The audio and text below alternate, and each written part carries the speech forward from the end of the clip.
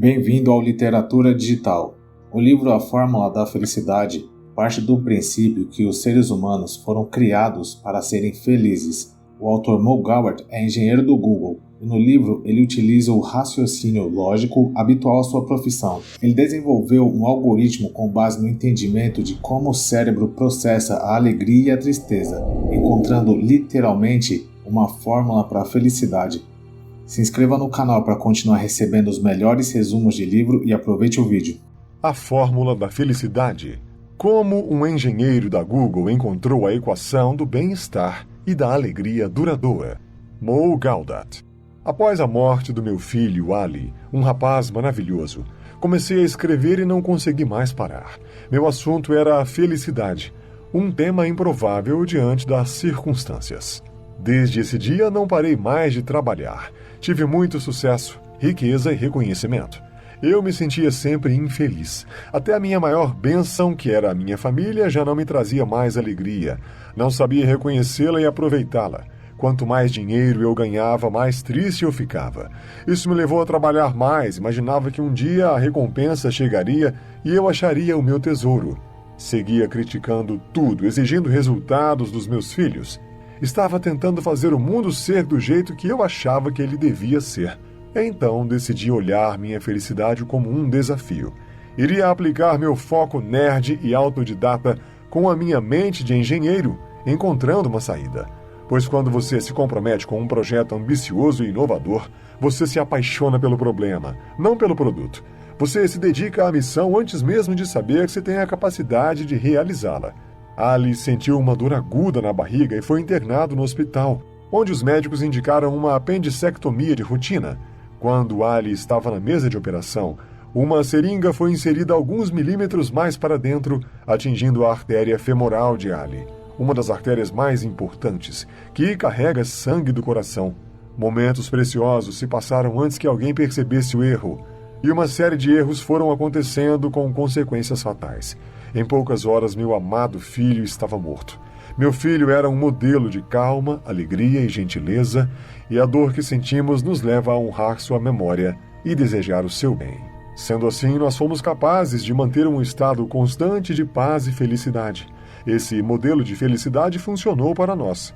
Mesmo durante os momentos de intensa dor, não ficamos zangados nem ressentidos com a vida. Tentei fazer algo positivo. Decidi compartilhar nosso modelo de felicidade com todos aqueles que estão sofrendo e, enquanto eu viver, farei da felicidade global a minha missão pessoal. Configurando a equação. Onde quer que você esteja, quem quer que você seja, você quer ser feliz. Esse é um desejo humano quase tão básico quanto o impulso de respirar. Mas por que algo tão básico é tão difícil de achar? A verdade é que não é. Nós só estamos procurando nos lugares errados. A nossa configuração padrão é a felicidade. Ela está exclusivamente dentro de nós. Muitas pessoas associam a felicidade à situação financeira. Entretanto, quantas pessoas você conhece que são realizadas financeiramente, porém são infelizes? O resultado não é uma exigência ideal para a felicidade. Entretanto, há um estudo que verifica que ser feliz tornava as pessoas cerca de 12% mais produtivas. E por isso mesmo, com mais chances de progredirem. Portanto, faça uma lista do que te faz mais feliz, coloque-a em ordem de prioridade. Arriscarei em palpitar que as coisas que te deixam mais felizes são os momentos mais comuns da vida, como o sorriso do seu filho ou tomar um café. Mas por que mesmo diante desses fatos ainda nos sentimos tristes? Aqui está o complicador. Não é o acontecimento que nos deixa infelizes, é o modo como o encaramos que faz isso. Existe um teste que reafirma esse conceito e é o teste do cérebro em branco. Pense e tente reviver algo que te deixou muito triste. Pense nisso o dia todo a ponto de deixar isso estragar o seu dia. Agora aplique o teste do cérebro em branco. Sem mudar nada no mundo real, remova o pensamento. Coloque uma música ou leia um livro. Tire totalmente o seu foco do problema até que ele desapareça da sua mente. Desse modo, perceberá que é o pensamento, não o acontecimento em si, que está deixando você infeliz. Os acontecimentos permanecem como são, mas mudar o modo como pensamos a respeito deles muda o que sentimos em relação a eles. Podemos ficar felizes simplesmente mudando nossos pensamentos. Nós dizemos ao nosso cérebro exatamente o que fazer e ele obedece. A vida não prega peças, Ela é apenas dura às vezes. Mas mesmo então, nós temos duas escolhas. Ou fazemos o melhor que podemos, aceitamos a dor e interrompemos o sofrimento, ou sofremos. Entenda que a felicidade começa com uma escolha consciente. 6, 7, 5. Um pensamento pode causar anos de sofrimento. Ainda assim, nós acreditamos em nossos pensamentos e deixamos que eles nos dominem. A felicidade depende inteiramente do modo como controlamos cada pensamento. Permita que seus pensamentos sejam afetados por ilusões e você ficará preso no estado de confusão. Tenha pensamentos negativos e você acabará no estado de sofrimento, infelicidade. Pare seus pensamentos por meio de diversão e você vai cair no estado de fuga. Tenha pensamentos positivos e aceite os acontecimentos da vida e você alcançará o estado de felicidade. Erga-se acima da confusão de pensamentos. Aceite a vida como ela realmente é e você vai viver permanentemente em estado de alegria. No estado de confusão, ela é causada por ilusões. Nós aprendemos a navegar no mundo acreditando que as ilusões são reais.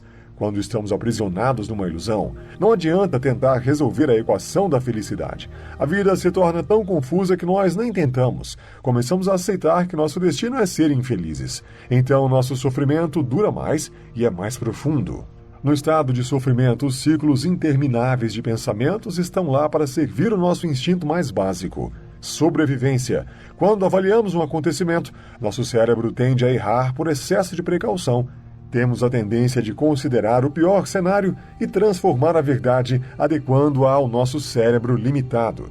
Isso está tudo muito bem até você perceber quantas vezes isso leva à infelicidade. No estado de fuga, buscamos. Muitas vezes, o que pensamos que é felicidade, na realidade não é. Deixamos de perceber a distinção entre felicidade e diversão. Trocamos nossa felicidade verdadeira por armas de distração em massa, festas, bebidas, excesso de sexo, entre outros.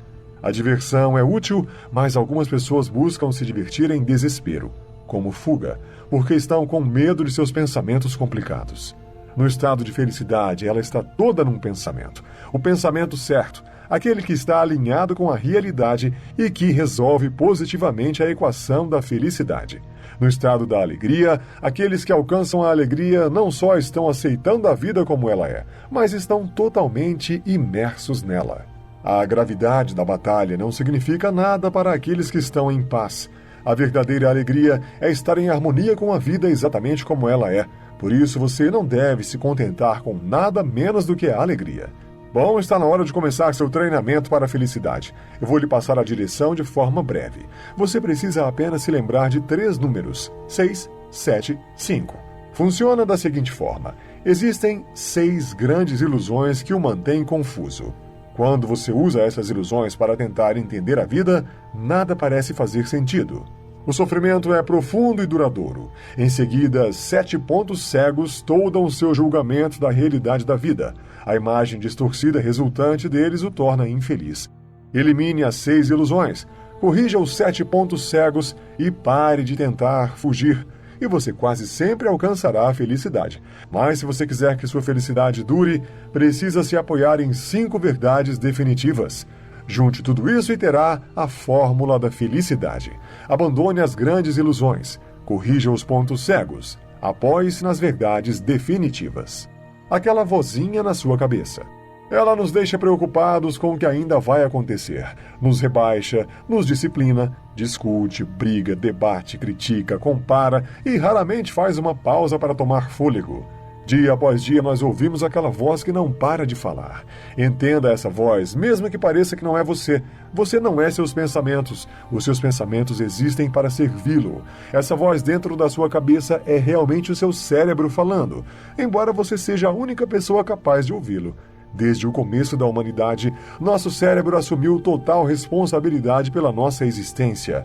E como a sobrevivência era tão mais frágil, nós o aceitamos como líder que não dá para contestar. Aceite o seu cérebro como o líder das operações mecânicas, mas quando se tratar de pensamento, você deve assumir totalmente o comando. A tarefa do cérebro é produzir lógica para você refletir. Quando os pensamentos são apresentados, você não deve nunca perder de vista a pergunta: quem está trabalhando para quem? O seu cérebro pode e deve ser treinado para pensar de forma melhor e lhe trazer pensamentos felizes. Você não é obrigado a seguir ou ouvir o que diz aquela vozinha interior. Exercite o seu cérebro a trabalhar a seu favor. Não aceite qualquer resposta e o faça ter algo melhor e positivo a te oferecer. Quem é você? É preciso apenas um instante de atenção no presente para encontrar o seu verdadeiro eu. Um instante em que você se sente em silêncio e observe tudo à sua volta ou observe o que está dentro de você. Tente observar os pensamentos em sua cabeça, o ar que você respira, a sensação dos seus dedos tocando algo. Tente sentir o sangue fluindo até seus pés. Perceba os sons à sua volta, a luz em seus olhos. Tente notar os pequenos detalhes, os sons distantes de carros passando e o cheiro do jantar que o seu vizinho está preparando. Você não é nada do que acabou de observar. Você é quem está atento a tudo o que ocorre ao seu redor. Eu sei que pode parecer decepcionante, mas você nunca viu você. Você não é para ser visto. Eu gostaria de poder descrever o verdadeiro você de uma forma que sua mente pudesse compreender, mas infelizmente nós não temos o equipamento certo para fazer isso. Todos os nossos instrumentos humanos estão sintonizados para observar o mundo físico, e você, o verdadeiro você, não é um objeto físico. Agora vá em frente e me diga qual a aparência do seu eu verdadeiro. É possível? Como a profundidade do oceano, o seu eu verdadeiro é algo que você nunca viu. O fato de você não compreender a sua verdadeira natureza não significa que ela não existe. A profundidade do oceano existe, apesar da sua incapacidade de percebê-la inteiramente. Ao tentar estabelecer quem você não é, nós revelamos um monte de máscaras que usamos para criar uma identidade, trazendo uma ilusão do eu, e reforçando o nosso ego, começamos a usar disfarces para protegê-lo. Tentar constantemente conseguir aprovação para a imagem que você escolheu é uma batalha perdida, porque o verdadeiro você não é o que o ego finge ser. Isso nos deixa infelizes, já que estamos procurando a próxima coisa para tornar a imagem completa, na esperança de que as pessoas vão acreditar que é assim que nós somos. Isso jamais funciona, por 2 motivos. Primeiro, os outros raramente irão aprovar o seu ego, porque eles estão mais preocupados com seus próprios egos do que com o seu. O segundo motivo pelo qual tentar obter a aprovação dos outros vai sempre fracassar é porque os outros não estarão aprovando você. Eles estarão aprovando a sua personagem. O que você sabe? O que mais interessa não é o que você sabe, mas o quanto o seu conhecimento é correto. Achar que sabe e reproduzir erros é pior do que não saber. Porém, é difícil imaginar que exista algo que não saibamos e o quanto disso é correto, e quanto é só um pretenso conhecimento. Por isso, vamos nos guiar por um ciclo de refinamento que eu chamo de DDAA: descoberta, debate, aceitação e arrogância. Esse ciclo é incompleto e impreciso. O conforto causado pelo nosso conhecimento leva inevitavelmente a períodos de arrogância. Nós achamos que o nosso conhecimento está confirmado acima de qualquer dúvida e brigamos ferozmente com aqueles que o contradizem. Mesmo nos poucos casos em que sabemos algo com precisão, tudo o que sabemos é realmente insignificante comparado com tudo o que há para saber. Por isso, não devemos limitar os pensamentos. O conhecimento verdadeiro é conhecer a extensão da própria ignorância. Cada momento da sua vida não é nem de todo bom, nem de todo mal. Quando você clareia seus pensamentos e vê além da ilusão do conhecimento, percebe que o que Shakespeare disse sabiamente é verdade. Não há nada que seja bom ou mal em si mesmo. O pensamento é que faz com que assim seja. Alguém sabe que horas são? Nenhuma outra ilusão é tão retida quanto o tempo. Nós lidamos com ele e o aceitamos sem discussão. Aprendemos a funcionar de acordo com suas regras, mas nunca entendemos verdadeiramente a sua natureza. Essa falta de compreensão nos faz sofrer, e nossa luta para entender o passado e o futuro bloqueia a nossa felicidade. Romper com essa ilusão o ajudará muito a interromper o ciclo de sofrimento no seu início, o que irá permitir que você resolva corretamente a equação da felicidade.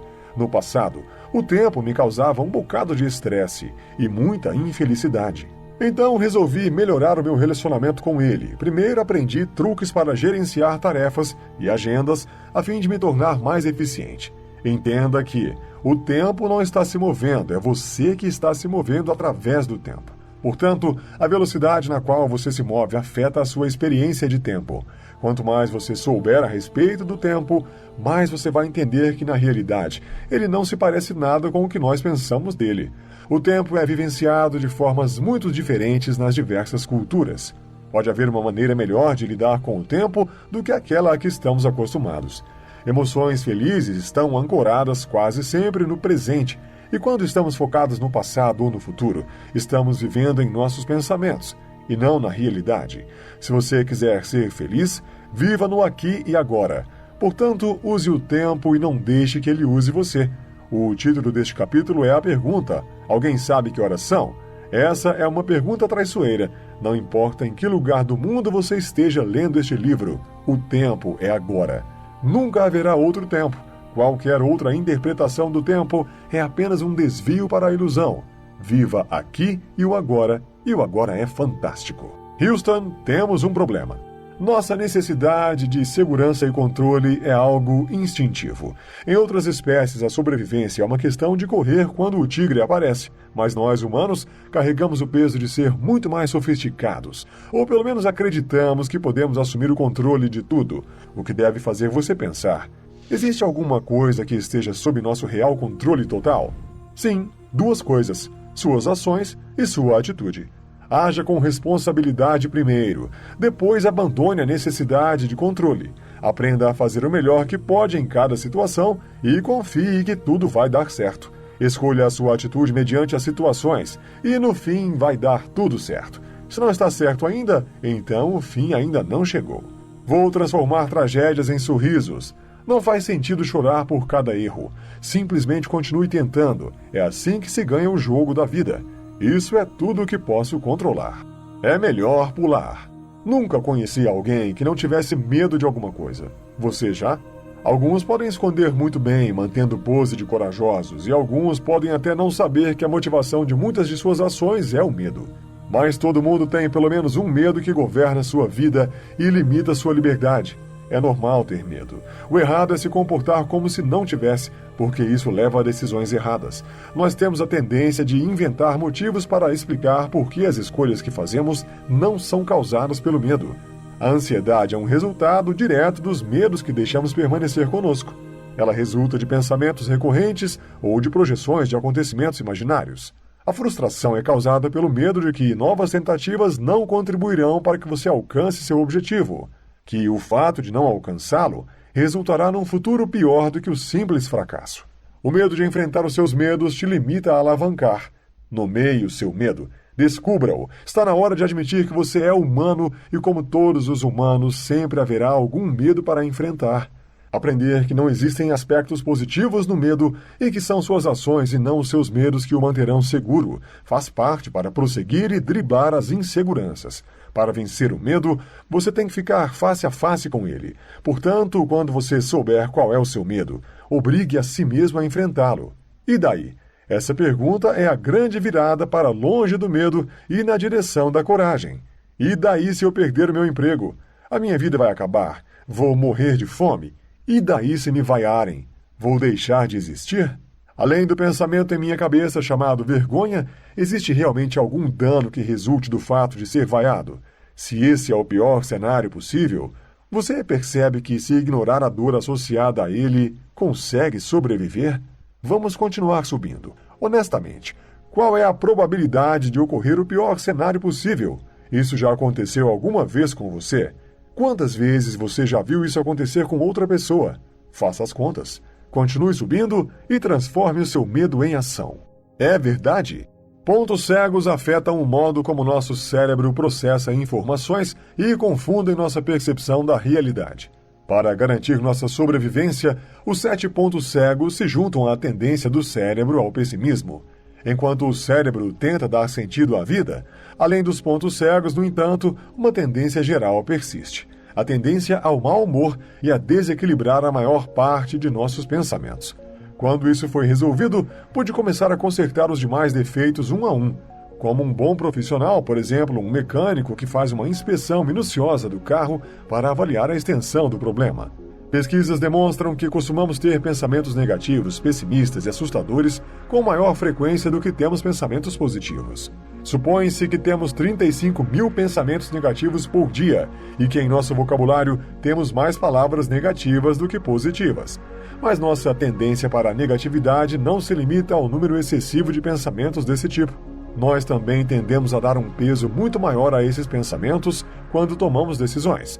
Dada a obsessão cega do cérebro por mantê-lo vivo, ele ignora o óbvio, que as coisas negativas que vivenciamos são a exceção que interrompe a constante de coisas positivas. Por isso, nosso cérebro faz filtros das informações e não nos permite enxergar a totalidade da realidade, nos levando a suposições que nada mais são que uma história gerada pelo cérebro. Não é a verdade. Recorrer à memória nem sempre é bom, pois suas memórias não são nada mais do que um registro do que você acha que aconteceu. Com frequência, elas não correspondem à verdade. Ensine seu cérebro a dizer a verdade, somente a verdade, nada mais que a verdade. Verdades definitivas são tudo o que você precisa saber para perceber que a vida sempre se comporta conforme o esperado. Vivemos no passado e nos preocupamos com o futuro, embora não possamos influenciar nada além do presente, porque o agora é real. Portanto, quando nada é certo e nada nunca é, escolha ser feliz. Aqui, agora. A consciência, sensação de reconhecimento ou percepção de uma situação, é nossa capacidade de compreender o mundo a qualquer momento. A presença, estado de existir, ocorrer ou estar atento, é o que permite essa consciência. A consciência começa a surgir quando você presta atenção. Nesse estado, você se interessa no que está acontecendo. Quando você está completamente imerso no momento, totalmente consciente do que está acontecendo. Para mim, é o estágio em que começo a me sentir vivo. Mas como conseguir alcançar a consciência? Você já é programado a usá-la. Basta parar de fazer e simplesmente ser. Para isso, é importante remover as distrações externas, como, por exemplo, as redes sociais e os eletrônicos. Preste mais atenção no ambiente ao seu redor. Libere um tempo para você. Se dê um tempo. E lembre-se, menos é mais. O balanço do pêndulo. Não conseguimos perceber como essa realidade em que vivemos é frenética. Só nos sentimos exaustos e nos perguntamos por que a vida parece ser uma luta constante. Não percebemos que nós é que tornamos a vida mais difícil do que ela precisa ser. Não é necessário nenhum esforço para manter qualquer sistema em equilíbrio. Quando tudo que você fizer parecer não exigir esforço, você encontrou seu caminho. Ao lado do sucesso e do progresso, um dos valores da cultura moderna é a ambição. Lutamos para ir mais alto, mais longe, alcançar mais. Ensinamos nossos filhos a medir seu valor com base em suas conquistas, em termos competitivos e comparativos. Não é suficiente conquistar. O que importa é conquistar mais que o outro. É a isso que chamamos sucesso. Não é suficiente aprender. É preciso tirar uma nota mais alta que a do colega. Não é suficiente ter uma vida agradável e gratificante. Sua vida precisa ser melhor que a de seus vizinhos. Não é suficiente se divertir jogando futebol. Vencer é tudo o que importa. Não há nada de errado em querer avançar na vida, mas olhar para cima, comparar, não leva a lugar nenhum. Sempre haverá um motivo para pensar que o que você alcançou não é bom o suficiente. Seja grato e perceba o quanto você é abençoado. O amor é tudo de que você precisa. O amor, por sua vez, simplesmente acontece, inexplicável, sem se sustentar em nenhum motivo específico e imutável. O amor condicional é guiado pelo pensamento "eu amo porque". E como tudo que é baseado no pensamento é uma ilusão, é inconstante, e conforme o pensamento evolui, acaba inevitavelmente levando ao sofrimento. O amor incondicional, por sua vez, é sentido, mas não compreendido. É genuinamente construído tendo como base "eu amo" e nada mais. Nenhum motivo ou condição, nenhuma expectativa ou exigência, e, consequentemente, nenhuma decepção, nenhum pensamento. Esse é o único amor verdadeiro. É raro encontrá-lo, mas é real. Não existe felicidade sem amor. E enquanto o amor condicional costuma causar sofrimento, o amor verdadeiro proporciona uma alegria duradoura. Encha o mundo à sua volta com amor e o mundo vai aumentar de tamanho, se movimentar e devolver mais amor do que você espera. Experimente e veja o que acontece. Quanto mais amor você dá, mais amor você recebe e sente. Portanto, ame tudo e a todos. Remova gentilmente a máscara do ego e ame o que encontrar embaixo dela. Ame a si mesmo por ter feito o seu melhor. E entre ser gentil e estar certo, escolha ser gentil. Viva em paz. Se nos permitirmos olhar a morte de perto em vez de evitá-la, talvez encontremos um lugar significativo para ela em nossas vidas, em vez de encará-la como um inimigo à nossa porta. A primeira fase desse processo é dissipar alguns mitos. Sem a morte, não haveria vida. Algumas formas de vida duram mais do que outras, mas todas, sem exceção, um dia terminarão. A cada minuto, bilhões morrem pacificamente depois de cumprir seu papel na manutenção do ecossistema. A única espécie que transforma a morte num grande acontecimento é a nossa. Entenda que não existe morte dolorosa, apenas uma vida dolorosa em seus últimos instantes antes da morte. Pense bem, quando morrermos, não haverá mais dor. Embora nossa forma física se deteriore, nunca morremos de verdade. O caminho para a felicidade é ver a vida como ela é. Se realmente prestarmos atenção na morte e conversarmos sobre ela, em vez de tentarmos fingir que ela não existe, ela pode nos ensinar algumas lições como: a vida é agora. Viva esse momento como se fosse o último e viva antes de morrer. Quem criou quem? Será que Deus é uma ideia que nós criamos ou nós é que somos criação de Deus? Nenhuma questão jamais foi tão debatida quanto essa. Todos acreditamos em algo, mas ninguém parece concordar a respeito. O que queremos dizer quando citamos Deus varia drasticamente de acordo com contextos culturais, espirituais e religiosos. Então, muitas das discussões acabam virando desentendimento e não discordância fundamental. Os dois lados sabem que estão certos. Infelizmente, os dois estão errados. Ninguém pode provar definitivamente nenhuma das duas visões. Todos somos partes de um grande projeto.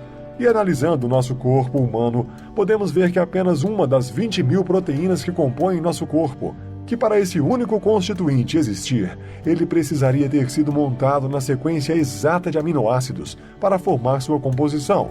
Em seguida, teria que se dobrar corretamente para encontrar sua estabilidade. Qual é a probabilidade de isso acontecer aleatoriamente?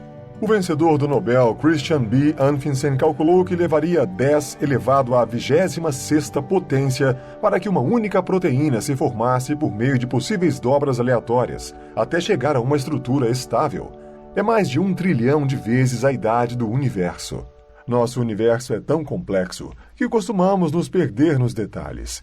Até Einstein admitiu nosso entendimento limitado. Olhando para a criação, assumimos a posição de uma criança, entrando numa enorme biblioteca repleta de livros em diversas línguas.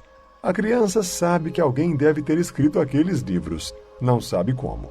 Não entende as línguas nas quais foram escritos. A criança suspeita que há uma ordem na organização dos livros, mas não sabe que ordem é essa. Essa, pelo que me parece, é a atitude até mesmo do mais inteligente dos seres humanos em relação a Deus. Bom, falando sobre projetista, eu acredito que ele não comanda nada. As equações que ele criou comandam. É aí que está a beleza do grande projeto e a verdade definitiva, e a felicidade. Para exemplificar, um tsunami é resultado de movimentos sob o oceano profundo que fazem com que ondas de água avancem em direção à Terra. Não tem nenhum drama nisso, e sim fato. Nenhuma intervenção é necessária.